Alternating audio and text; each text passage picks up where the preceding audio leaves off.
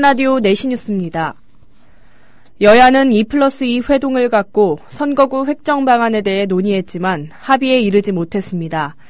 새누리당 조원진 원내수석과 새정치민주연합 이춘석 원내수석, 정계특위 여당 간사 이학재 의원과 야당 간사 김태년 의원 등 4명은 오늘 낮 12시 15분부터 약 1시간 40분가량 국회에서 만나 선거구 획정 방안에 대해 의견을 교환했지만 합의에 실패했습니다. 선거구 획정안 마감 시한을 사흘 앞두고 이루어진 이날 회동에서 이들은 논의 결과를 양당 대표에게 보고한 뒤 오후에 여야 대표와 원내대표를 포함한 4+4 회동 여부를 결정할 예정입니다.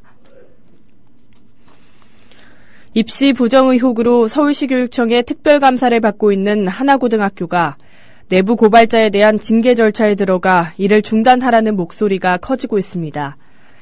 참교육을 위한 전국 학부모회 등 20여 개 시민단체로 구성된 서울교육단체 협의회는 오늘 서울 하나고 정문 앞에서 기자회견을 열고 공익제보 교사에 대한 보복 징계를 중단하라고 하나고에 요구했습니다.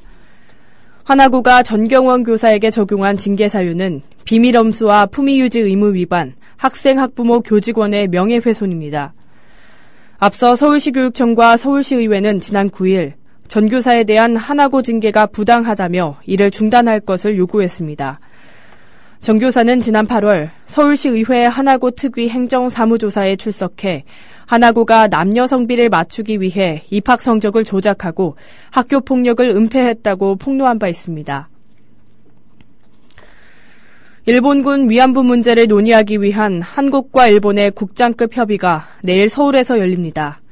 양국 국장급 협의는 박근혜 대통령과 아베 신조 일본 총리가 지난 2일 한일 정상회담을 통해서 위안부 문제의 조기 타결과 협상 가속화에 합의한 이후 처음입니다.